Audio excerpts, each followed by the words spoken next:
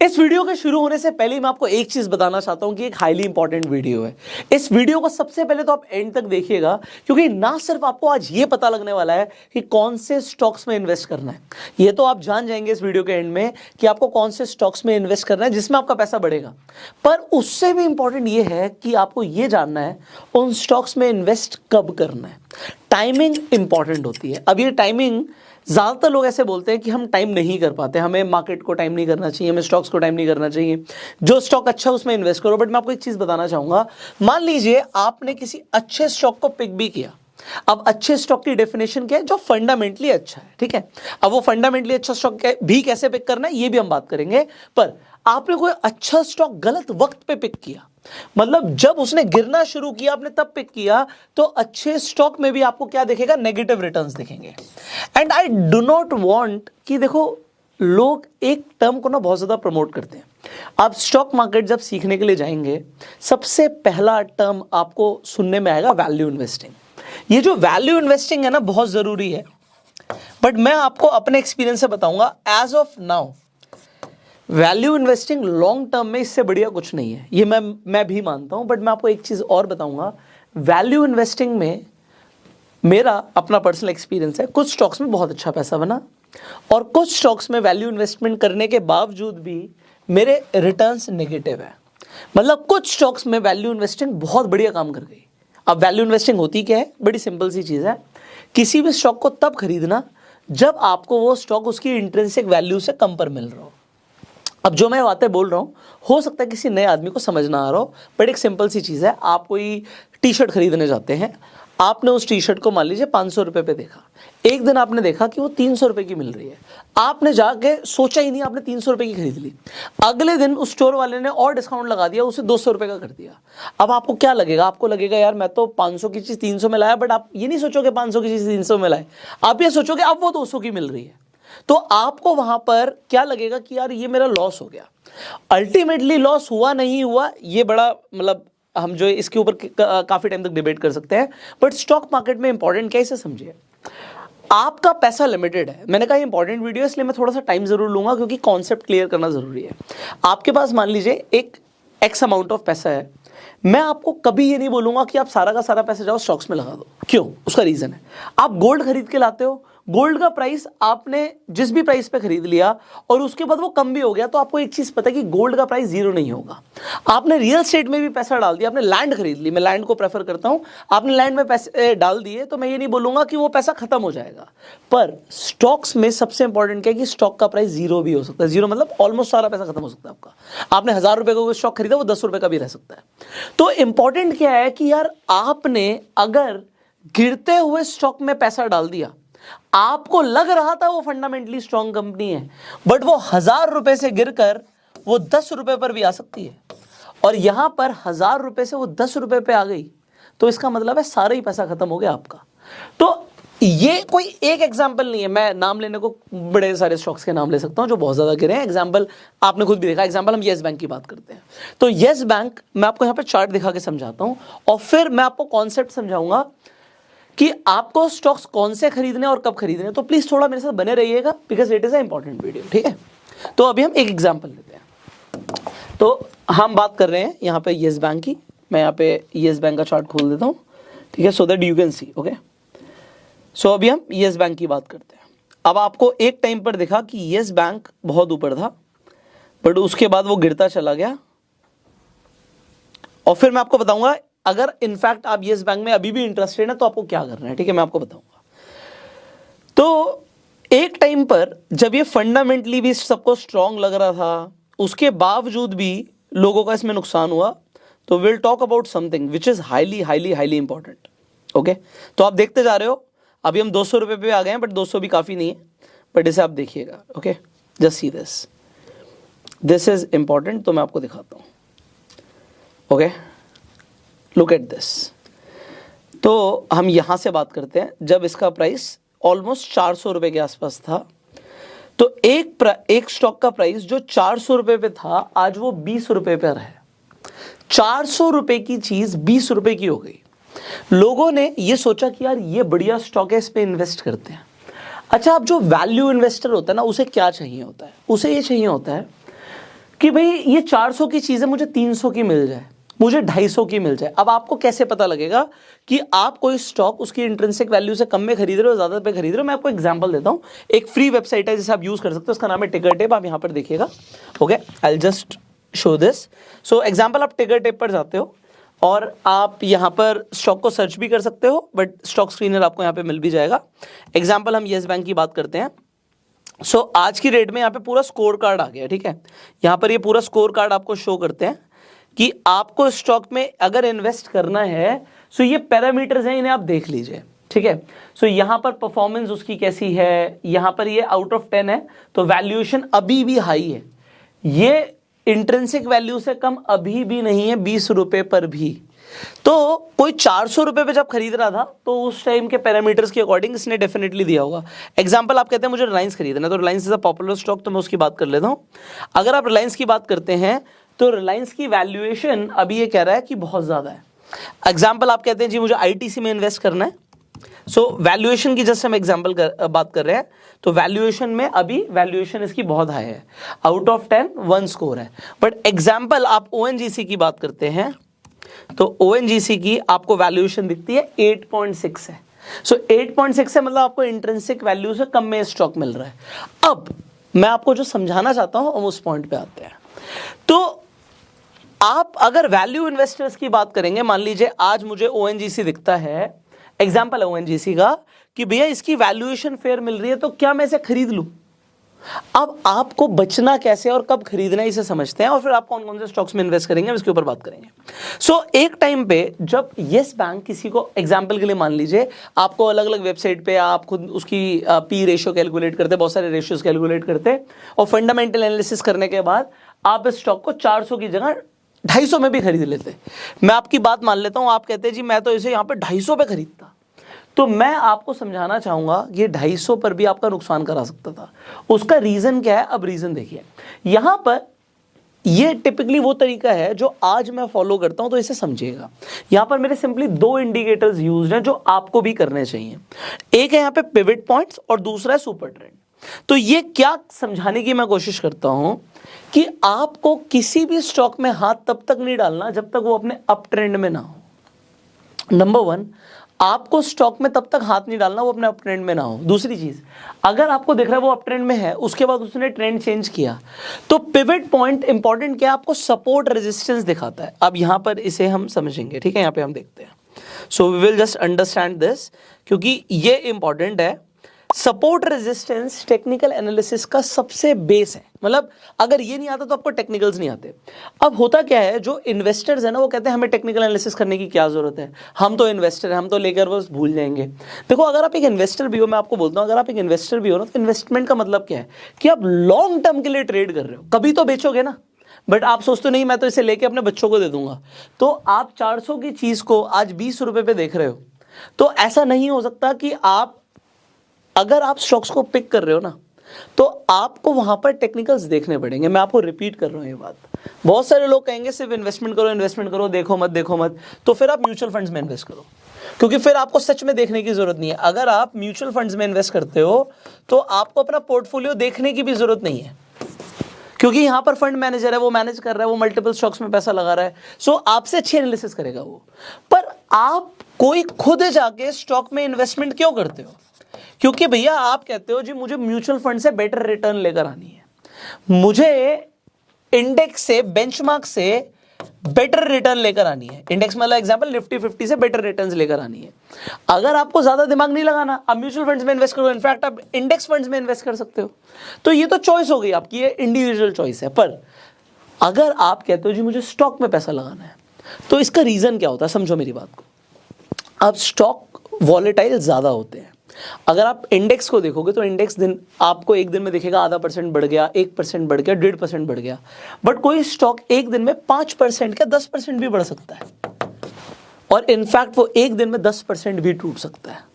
तो अब पॉइंट ये है कि अगर आप स्टॉक में पैसा लगाते हो, नाउ आपकी वॉलेटिलिटी बढ़ जाती है, क्योंकि अगर आप एक सिंगल या ग्रुप ऑफ स्टॉक्स में इन्वेस्टेड हो। अब लोग क्या कहते हैं, वॉलेटिलिटी को कम करने के लिए वो 50 स्टॉक्स में इन्वेस्ट कर लेते हैं। अगर आप 50 स्टॉक्स में इन्वेस्ट कर रहे हो, फिर तो आप म्यूचुअल फंड को ही चूज करो ना। आपको जरूरत ही नहीं है। जब आप इंडिविजुअल स्टॉक सिलेक्शन कर रहे हो, आपको पता आपको कितने स्टॉक्स में इन्वेस्ट करना है, मैक्सिमम 10। अगर आप आज भी ये सोच रहे हो ना कि मेरे को 10 से ज्यादा स्टॉक्स में इन्वेस्ट करना है, मैं आपको रिकमेंड करूंगा go for a mutual fund. Go for a mutual fund. आप 10 स्टॉक्स पे कॉन्सेंट्रेट करो मैक्सिमम। एक बार में आपके पोर्टफोलियो में 10 स्टॉक्स है ना, आपको अच्छे रिटर्न्स मिलेंगे। अब आपको रिटर्न्स चाहिए ज्यादा, दूसरा क्वेश्चन आएगा मेरा टाइम फ्रेम। देखो वीडियो थोड़ी सी लंबी हो सकती है, मुझे फर्क नहीं पड़ता, क्योंकि मैं उस इंसान के लिए वीडियो बना रहा हूं जो एक्चुअल में पैसा कमाना चाहता है। अगर आप ये सोच रहे हो मैं बिल्कुल बस 1 मिनट में कुछ बताऊं और खत्म कर दूं वीडियो को, तो भाई मैं यहाँ पे कोई कॉमेडी नहीं कर रहा, मैं कोई एंटरटेनमेंट वीडियो नहीं बना रहा, मैं एजुकेशनल वीडियो बना रहा हूं। So it will take a little time to understand the concept. The concept is time frame. अब ये टाइम फ्रेम क्या चीज है, इसे समझिए। मैं कहता हूं आपको रिटर्न्स चाहिए कितने टाइम में। आप कहते हो जी मैं तो एक ऐसा इन्वेस्टर हूं जिसे 1 महीना, 2 महीना, 3 महीना कोई फर्क नहीं पड़ता, तो मैं कहूंगा आपको कि आप डेली टाइम फ्रेम देखो। 1, 2, 3 महीने के लिए आपको पैसा डालना है और आपको अच्छे रिटर्न्स चाहिए, तो आप डेली टाइम फ्रेम देखो। उससे कम की बात करेंगे तो फिर तो आप ट्रेडर में वही कैटेगरी में आ गए, इन्वेस्टर वाली कैटेगरी में आप नहीं है।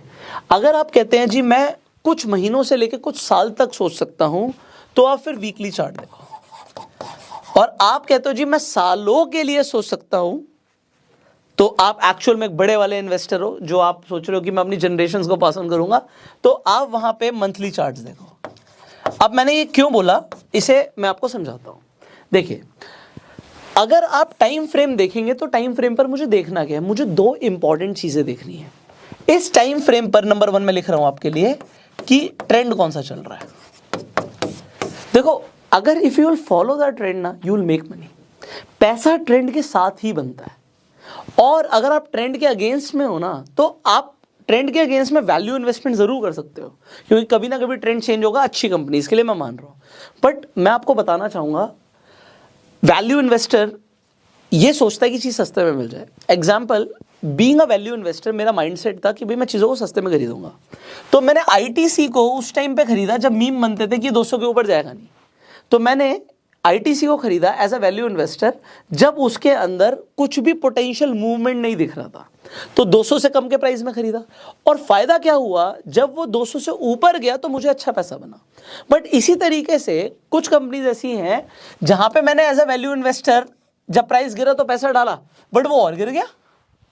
कंपनी अच्छी है, बट वो कब उठेगी ये देखना जरूरी है, क्योंकि अगर आप भागते हुए घोड़े पे पैसा लगाओगे ना, पैसा आप तभी बनाओगे। मैं आपको एग्जांपल देता हूं। आप एक रेस कोर्स में जाते हो और आप एक बेट लगाते हो कि आज कौन सा घोड़ा जीतेगा। मैं कहता हूं आपके पास 2 बेट हैं, बिल्कुल ध्यान से सुनना, आपके पास 2 बेट है। आप 2 बार बेट लगा सकते हो और आप पैसा लगाते हो 50% पहली बेट पे। आपको जो सबसे तगड़ा घोड़ा दिख रहा है ना, आपने उस पर पैसा लगा दिया, आपको जो दिख रहा था। सो हम कह रहे हैं कि एक फंडामेंटली स्ट्रांग कंपनी पे जाके आपने पैसा लगा दिया। बट जब रेस शुरू होती है तो रेस में वो घोड़ा भागता नहीं है, वो बहुत धीरे है। अब वो आपको कैसे पता लगता है, मैं आपको एग्जांपल एक और देता हूं। अब हमें किसके अकॉर्डिंग देखना है, किसके अकॉर्डिंग वो तेज भाग रहा है। सो हम कहते हैं एक बड़ी सिंपल सी कैलकुलेशन है भाई, कि वो अपने बेंचमार्क को बीट कर रहा हो। तो बेंचमार्क को बीट करने का मतलब क्या हुआ, उसका अल्फा अच्छा होना चाहिए। अब अल्फा कैसे निकलता है, एग्जांपल, आप स्टॉक स्क्रीनर्स पर जाते हो, आप कहते हो जी मैं निफ्टी 50 का देखना चाहता हूं, और निफ्टी 50 में यहाँ पे ऐड फिल्टर आप करते हो, आप टेक्निकल्स पर जाते हो, तो टिकर टेप पर जाके आप टेक्निकल इंडिकेटर्स लगा सकते हो, आप अल्फा लगा देते हो। सो अल्फा का मतलब क्या होता है, अल्फा का मतलब होता है कि स्टॉक का उसके बेंचमार्क के अकॉर्डिंग आउट परफॉर्मेंस कितना है। जितना ज्यादा अल्फा होता है उतना बढ़िया होता है। सो हम सबको पता है, एग्जांपल, अदानी का अल्फा अच्छा होगा क्योंकि उसने इंडेक्स को बीट किया है। सिमिलरली जिन कंपनीज का अल्फा आपको नेगेटिव में दिख रहा है, इसका मतलब है इंडेक्स के अकॉर्डिंग उन्होंने अच्छा परफॉर्म नहीं किया। सो बड़ी सिंपल चीजें हैं जो आपको पता होनी जरूरी है। सो हम यहां पर ये चीज की एजम्पशन कर रहे हैं कि हम किसी स्टॉक में पैसा लगा रहे हैं, हम किसी घोड़े पे पैसा लगा रहे हैं। सो मेरे पहली चॉइस क्या है, मैं ऐसे घोड़े पे पैसा लगा रहा हूं जो तगड़ा है, बट वो निफ्टी के अकॉर्डिंग भाग ही नहीं रहा, वो स्टॉक भाग ही नहीं रहा। तो अब मेरे पास दूसरी बेट है, मेरे पास दूसरी बेट है कि मैं कौन से घोड़े पे पैसा लगाऊं। रेस चल रही है तो मैं उस घोड़े पे पैसा लगाता हूं जो सबसे तेज दौड़ रहा है। जो सबसे तेज दौड़ रहा है, जरूरी नहीं है वो मुझे सबसे तगड़ा लग रहा हो, बट वो परफॉर्म कर रहा है भाई, वो तेज दौड़ रहा है। तो चांसेस किसके जीतने के, आप किसी रेस देखते हो, मैराथन हो रही है, रेस हो रही है, जो सबसे आगे है उसके चांसेस हैं कि वो फिनिश जल्दी करेगा, वो पहुंचेगा डेस्टिनेशन पे पहले। सो आपको हमेशा ये स्टॉक मार्केट का एक नियम है, आप इसे लिख लीजिए, और ये नियम ऐसा नहीं है कि मैंने किसी से सीखा है, बट ये ऐसा नियम है जो मैंने ऑब्जर्व किया ओवर द ईयर्स कि भाई भागते घोड़े पे पैसा लगाओ। लोगों को लग रहा है कि भैया अदानी तो ओवर वैल्यूड है, इसका पी रेशियो तो बहुत ज्यादा है। अगर मैं अदानी पे क्लिक करूंगा और मैं आपको यहां पर दिखाऊंगा, सो आप कहेंगे जी इसका पी रेशियो आ रहा है 546 का। सो अदानी का 546 का पी रेशियो आ रहा है और 1 साल से ये स्टॉक रुक ही नहीं रहा। आपको दिख रहा है स्टॉक भागता जा रहा है। सो पी रेशियो हम जनरली कहते हैं जी 20 से कम हो तो बहुत बढ़िया है, ये तो 500 पे भी नहीं रुक रहा। तो यहां पर बात सिर्फ इतनी नहीं है, मैंने एक अच्छी कंपनी चूज करी, मैं अदानी की एग्जांपल दे रहा हूं, बट आपने कोई भी XYZ कंपनी चूज करी। सो कोई स्टॉक रिकमेंडेशन नहीं है, बताना चाहूंगा। तो आपने कोई XYZ कंपनी चूज करी, वो आप कैसे करोगे मैं वो भी बताऊंगा आपको। आपने सही फंडामेंटल्स देख के, जब उसका पी रेशियो 20, 25, 30 के आसपास था, तब आपने उसमें पैसा डाला, आपने सेक्टर पी भी देखा, आपने सब कुछ देखा, आपने डिविडेंड यील्ड भी देखा, आपने उसकी इनकम ग्रोथ देखी, आपने उसका कैश फ्लो देखा, सब कुछ देख लिया। उसके बाद आपने क्या देखा, अब आ जाओ टेक्निकल्स पे, बिकॉज दिस इज इंपॉर्टेंट। तो मैंने बोला था आपको टाइम फ्रेम भी मैं आपको बताऊंगा। सो येस बैंक का जो मैं एग्जांपल दे रहा हूं, देखो यहां पे वीकली टाइम फ्रेम है, वीकली। अब मैं ये येस बैंक को, चलो अभी से येस बैंक दोबारा दिखाऊंगा, एक एग्जांपल अभी कोई लेटेस्ट ले लेते हैं। एग्जांपल आप हिंडाल्को देखते हैं, ठीक है, यहां पे देख लेते हैं। सो अब आप क्या देखते हैं कि यार इसका, मैं यहां पर आपको सबसे पहले तो हिंडाल्को खोल देता हूं, ठीक है। सो आप हिंडाल्को देखते हैं और अब आप क्या देखते हैं, इसका पी रेशियो है 7.97 का। तो अगर आप फंडामेंटल एनालिसिस करते हैं तो हम कहते हैं जी पी रेशियो अगर 20 से कम है तो अच्छा होता है। इसके बाद आप क्या करते हैं, फाइनेंशियल्स भी चेक कर लेते हैं। एग्जांपल टिकट टेप पे फाइनेंशियल चेक कर सकते हैं। तो मैं एक एग्जांपल दे रहा हूं, कोई आप स्टॉक खुद से चूज कीजिएगा। सो आपने फाइनेंशियल्स देखे, आपको लगा ठीक है यार सब कुछ बढ़िया है।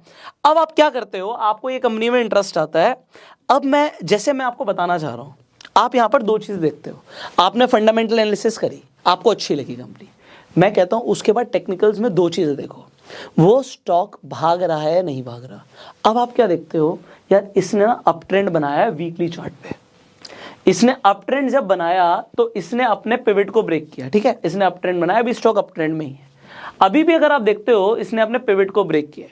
जब ये पिवट को ब्रेक करता है तो एज अ, आप सिंपली टेक्निकल एनालिसिस का रूल है, भाई पिवट के बाद वो R1 पे जाएगा, R1 के बाद R2 पे जाएगा। सो इस तरीके से स्टॉक्स परफॉर्म करते हैं। आप इस स्टॉक में अगर आप इन्वेस्ट कर देते हो, मान लो आपने कर दिया, मैं एग्जांपल दे रहा हूं इस स्टॉक का, कोई भी स्टॉक में इन्वेस्ट करते हो, आपने अब ट्रेंड में इन्वेस्ट किया, पर अब आपने क्या देखा, उसने ट्रेंड चेंज किया, तो आप निकल जाओ ना बाहर। क्योंकि जब आप ट्रेंड को राइड करते हो ना, जब आप ट्रेंड को राइड करते हो, you make good money. Trend के साथ बहुत बड़ा पैसा बनता है, ट्रेंड के साथ आप बड़ा पैसा बनाओगे। बट अगर आप ट्रेंड के अगेंस्ट में इन्वेस्ट कर दोगे, so we just do not know वो कितना गिरेगा। वो अगर आप सिंपली देखो, उसने अपना R1 ब्रेक नहीं किया, उसे वहां पे रेजिस्टेंस मिला, वो गया, उसने पिवट भी ब्रेक किया, पिवट के बाद उसने सपोर्ट ले लिया नीचे। अगर वो सपोर्ट भी ब्रेक करता तो वो और नीचे जाता। तो हम जब येस बैंक की बात कर रहे हैं, तो येस बैंक के जब टेक्निकल्स खराब हुए, फंडामेंटली कोई भी उसे कुछ भी कह रहा हो कि यार बढ़िया कंपनी है, उस टाइम पे हमें इसमें बने रहना है, 400 का है, 400 के बाद ये 300 पे आ गया, 200 पे आ गया, 100 पे आ गया, अब दोबारा अगर सोचो 100 से 400 चला जाएगा तो क्या होगा। बट नोबडी इमेजिन्ड कि ये 100 से भी 20 पे आ जाएगा। तो लोगों ने 100 पे भी पैसा डाल दिया और उसके बाद भी ये गिरता चला गया, 5 रुपए तक गया ये। तो आप सोचो 400 की चीज अगर 5 रुपए तक गई है, दैट्स अ प्रॉब्लम। बट अब आप अगर मुझे ये बोलो कि यार क्या आप येस बैंक में इन्वेस्ट करोगे, सो मैं आपको इसका एक आंसर दूंगा, ठीक है। सो मैं आपको यहां पे बोलता हूं कि आपने इसे पकड़ा, आपने अप ट्रेंड में पैसा लगा दिया होगा, आपका अप ट्रेंड में पैसा बन गया, बट जब ये प्राइस टूटना शुरू हुआ, यू वर आउट। अब प्रॉब्लम क्या होती है, लोगों के पास स्टॉक्स इतने सारे होते हैं, वो उसे स्टडी नहीं कर सकते। जब मैंने आपको बोला कि आप 10 स्टॉक्स को चूज करो, जब मैंने आपको यहां पर बोला कि आप मैक्सिमम 10 स्टॉक चूज करो, सो इन 10 स्टॉक्स को आप स्टडी कर सकते हो। तो आप क्या करने वाले हो, आप अच्छे स्टॉक्स चूज करोगे, आप फंडामेंटली स्ट्रॉन्ग स्टॉक्स चूज करोगे, प्लस ऐसे स्टॉक्स लोगे जो एक अच्छे ट्रेंड में हैं, और उसके बाद आप उनके टेक्निकल्स भी देखोगे और फिर आप पैसा लगाओगे। ऐसा कैसे हो सकता है, आप पैसा नहीं बनाओगे। आप अगर खुद से स्टॉक चूज करने वाले हो तो हमारा ऑब्जेक्टिव क्या, हम निफ्टी को बीट करें यार। आप अपना पैसा जो लगा रहे हो ना, ये बड़ा सोच समझ के लगाना कि आप अपना पैसा लगा रहे हो। मैंने आपको बताया स्टॉक्स के अंदर एक एक दिन में बड़ी मूवमेंट आ सकती है। निफ्टी के लिए 5% बढ़ना और घटना बहुत बड़ी बात है, एक दिन में नहीं हो पाएगा। पर स्टॉक के लिए कोई बड़ी बात नहीं है। अगर आपने स्टॉक्स में पैसा लगाया तो 5% एक दिन में बढ़ सकता है भाई, एक दिन में बढ़ सकता है, उसमें अपर सर्किट लग सकता है। तो आप स्टॉक्स को चूज कर रहे हो तो स्टॉक्स को आप आज के बाद सिर्फ इस चीज पे अंधे होके कि भैया नहीं नहीं कंपनी बहुत अच्छी है, कम प्राइस में मिल रही है, खरीद लो। सो नोबडी नोज, अगर आपको पेटीएम बहुत अच्छा लगता है, मुझे नहीं पता आपने उसकी एनालिसिस करी नहीं करी, बट अगर आपने उसमें पैसा लगा दिया तो प्रॉब्लम इज दैट कि पैसा आपको कब लगाना है। मैं ये नहीं कह रहा कि पेटीएम में आपको पैसा लगाना नहीं लगाना, डेफिनेटली आप उसकी एनालिसिस कीजिएगा, बट पैसा कब लगाना है ये इंपॉर्टेंट है। आप पैसा तब लगाइए, हम एक बार पेटीएम इसके बाद दिखाता हूं, मैं आपको पहले येस बैंक का ही दिखा देता हूं। सो अभी येस बैंक की जो बात थी, मैं पेटीएम इसके बाद जस्ट बात खोलूंगा। तो अभी मैं येस बैंक की बात करता हूं। ऐसा नहीं है कि आप येस बैंक में पैसा नहीं लगा सकते, डेफिनेटली उसकी वैल्यूएशन से भी पुअर आ रही है, बट अगर आप टेक्निकल्स के हिसाब से भी चलो ना, अब वैल्यूएशन तो अदानी की भी पुअर आ रही है, पर अगर आपको पैसा बनाना है ना स्टॉक मार्केट में, तो एक सिंपल सी चीज बोलते हैं कि प्राइस भगवान है भाई। जो प्राइस है ना कोई भी स्टॉक के लिए, अब ये चीज याद रख लो और इसे नोट भी कर लो, किसी भी स्टॉक के लिए कोई भी प्राइस ऐसा नहीं है कि बहुत ज्यादा हो गया है और कोई भी ऐसा प्राइस नहीं है जो बहुत कम हो गया है। तो प्राइस कितना भी गिर सकता है और कितना भी बढ़ सकता है। ये जो स्टॉक मार्केट है ना, डिमांड एंड सप्लाई के ऊपर, अगर किसी स्टॉक की बहुत ज्यादा डिमांड आएगी ना, वो कितना भी बढ़ सकता है। तो येस बैंक 20 रुपए का दोबारा से 200 भी हो सकता है, 2000 भी हो सकता है। It is totally dependent on demand and supply, सबसे इंपॉर्टेंट चीज ये है। तो आप कोई कहे जी टेस्ला भागता जा रहा था, क्यों भागता जा रहा था? Demand and supply. यहां पर अभी येस बैंक आपको दिखता है, मैं एक सिंपल सी चीज कहता हूं आज की डेट में, यहां पर आपको डाउन ट्रेंड दिख रहा है, यहां पे डाउन, अच्छा मैंने ना सुपर ट्रेंड की सेटिंग मैं दूसरी रखता हूं, तो मैं हमेशा आपको बताता हूं, थोड़ा सा फास्ट कर लीजिएगा। आपको डिफॉल्ट सेटिंग लेंथ 10 की दिख रही होगी, फैक्टर 3 का दिख रहा होगा, मैंने इसे 20 और 2 का किया हुआ है, तो आप इसे 20 और 2 पे यूज कीजिए। सो अभी आपको दिख रहा है कि यहां पर जो है डाउन ट्रेंड है। अगर ये अप ट्रेंड बनाता है और मैं कहता हूं यहां पर ये अपने रेजिस्टेंस को तोड़ने जाता है, तो ऐसा टेक्निकली अगर मैं देखूं तो ये एक पोटेंशियल बाय होगा, क्योंकि यहां से ट्रेंड भी अप हो जाएगा और यहां से इसने अपने रेजिस्टेंस को भी तोड़ा, तो इसका नेक्स्ट टारगेट हो सकता है R2, नेक्स्ट टारगेट हो सकता है R3। तो 20 रुपए की चीज 40 भी पहुंच सकती है, बट आपको फॉलो करना है ट्रेंड को और आपको सिंपली सपोर्ट रेजिस्टेंस को फॉलो करना है। और अगर यहां से गिरा, इसने पिवट तोड़ा, तो भैया मैं इस स्टॉक की तरफ देखूंगा भी नहीं। क्यों नहीं देखूंगा? पिवट तोड़ के वो S1 पर जाएगा, तो 20 रुपए की चीज 13 की भी हो सकती है। आपको पैसा बड़े सोच समझ के लगाना है। आपके पास फालतू पैसा नहीं है, कोई कितना भी अमीर हो, बट मैं कहता हूं फालतू पैसा किसी के पास नहीं है। ऑलराइट, सो फाइनली इस वीडियो के अंदर सबसे इंपॉर्टेंट चीजें क्या थी उसे हम रिवाइज करते हैं। हमने सबसे पहले बोला कि आप अच्छी फंडामेंटली स्ट्रॉन्ग कंपनीज चूज कीजिए। अब 2023 में आपको कौन सी कंपनीज चूज करनी है? देखो, मैं सबसे पहले, अगर आप बिगनर हो तो मैं रिकमेंडेशन दूंगा कि आप निफ्टी 50 से चूज कीजिए। ये निफ्टी 50 अगर आप जैसे टिकट टेप पर जाएंगे, लिंक मैं डिस्क्रिप्शन कमेंट बॉक्स में दे दूंगा टिकट टेप का, तो आपको 50 कंपनियां दिख जाएंगी। दिस इज पॉइंट नंबर 1 कि आपको निफ्टी 50 दिख रहा है, 50 कंपनियां दिख रही है, आप पहले 50 कंपनीज में से ही चूज कीजिए और मैक्सिमम 10 कंपनियां। उसके बाद अगर आप थोड़ा सा होराइजन बड़ा करना चाहते हो तो मैं बोलूंगा आप निफ्टी 100 चूज कर लो। तो यहां पर आपको इंडिया की टॉप 100 कंपनीज मिल जाएंगी आपको। अब आप टॉप 100 कंपनीज में से 10 कंपनियां निकालिए। उसके लिए आप पहले फंडामेंटल एनालिसिस जरूर कीजिए, मैं कहता हूं जरूर करो, कि आपको राइट वैल्यूएशन पे, राइट पीई रेशियो पे, और जो हमने फंडामेंटल एनालिसिस के ऊपर कंप्लीट प्लेलिस्ट बनाई हुई है जाके देख लो, आई बटन पे लिंक है, फ्री में सीखो कि फंडामेंटल एनालिसिस करते कैसे हैं। जब आप अच्छी फंडामेंटल कंपनीज उठा लो ना, उसके बाद आपको चेक करना है सिंपल सी ये चीज कि जो स्टॉक है वो क्या एक अप ट्रेंड में आया है और उसका सपोर्ट एंड रेजिस्टेंस, ये बेसिक चीज है। इसके लिए मैंने आपको 2 इंडिकेटर्स दिए, पिवट पॉइंट्स और दूसरा सुपर ट्रेंड। ये चेक करो, उसके बाद पैसा लगाओ। अगर आपको दिखता है कोई भी स्टॉक ने अपना ट्रेंड चेंज किया है या उसमें वो अपना सपोर्ट तोड़ रहा है, गिर रहा है, तो फिर गिरते हुए गाड़ी में हमें क्यों बैठना है भाई, है ना? हमें क्रैश थोड़ी करना, गिरते हुए प्लेन में थोड़ी बैठना है। हमें अगर फ्लाई करना है तो आपको भागते हुए घोड़ों पर पैसा लगाना है। अगर आप भागते हुए घोड़ों पर पैसा लगाओगे तो ज्यादा पैसा बनाओगे। ज्यादातर लोग क्या करते हैं, वो देखते हैं कौन से स्टॉक ने अपना 52 वीक्स लो बनाया, अच्छा ये तो रिकवर कर जाएगा, इसमें पैसा लगा देते हैं। क्योंकि मैंने आपको ये बताया, कोई भी प्राइस ऐसा नहीं कि बहुत कम है, कितना भी टूट सकता है। तो आप देखेंगे कि वहां पर ज्यादा रिटर्न्स नहीं आएंगे। उल्टा जब आप भागते हुए घोड़ों पर पैसा लगाओगे, आप ज्यादा पैसा बनाओगे। So this is what I want to talk about in this video. Finally, अगर आप एक गुड न्यूज़ है आप सबके लिए, आज आप मुझे यहाँ पर ऑनलाइन वीडियोस के माध्यम से सुन पा रहे हैं। गुड न्यूज़ ये है कि हम आप सबके लिए इंडिया का सबसे बड़ा ऑफलाइन इवेंट लेकर आ रहे हैं, जिसमें आप 1-on-1 इंडिया के टॉप ट्रेनर्स एंड इन्फ्लुएंसर से stock market investing, trading and trading strategies के बारे में डिटेल में सीखोगे। सो इस इवेंट का नाम है स्टॉक मार्केट ग्रोथ कॉन्क्लेव। ये दिल्ली में होगा, 12 मार्च को होगा। सबसे बड़ी चीज क्या है कि ऐसा इवेंट इंडिया में अभी तक नहीं हुआ है जो होने वाला है। 5000 से ज्यादा लोग त्यागराज स्टेडियम के अंदर दिल्ली में एक साथ ऐसा कुछ सीखने वाले हैं जैसा पहले किसी ने एक्सपीरियंस नहीं किया होगा। अब अगर मैं आपको ये बोल रहा हूं कि ऐसा एक्सपीरियंस नहीं किया होगा, सो it will be the first event जो इस लेवल पर होगा। बहुत सारे ट्रेनर्स और ट्रेडर्स आपको एक साथ मिलेंगे और सबसे बड़ी चीज जो सीखने को मिलेगा उसकी कोई कीमत नहीं है। सो आप इस इवेंट के लिए अगर आना चाहते हैं तो आपको उसके लिए रजिस्टर करना पड़ेगा। आपको लिंक डिस्क्रिप्शन कमेंट बॉक्स में मिल जाएगा, आप जाके टिकट ले सकते हैं। हमने कुछ लोगों के लिए गिव अवे भी रखा है, तो आप गिव अवे फॉर्म भी फिलअप कर सकते हैं। जरूर फिलअप तो कर ही दीजिए।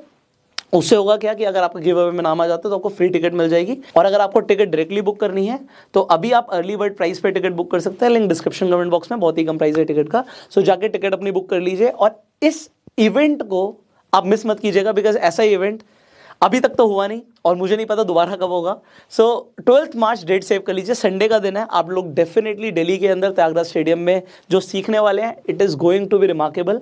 बहुत मजा आएगा, आप लाइव सीखेंगे और आप अपने फेवरेट इन्फ्लुएंसर्स और ट्रेडर से मिलेंगे भी। So book your ticket and give away form भी जरूर भरिएगा। एंड यहां पर एक बार हम पेटीएम का भी चार्ट देख लेते हैं, जैसे मैंने आपको बोला। सो अगर आप पेटीएम में इन्वेस्टेड है तो आप देखिए रेगुलरली ना डाउन ट्रेंड में चल रहा है। अगर ये वीकली बेसिस पे डाउन ट्रेंड में चल रहा है तो अभी इसमें कोई इन्वेस्टमेंट नहीं बनती है।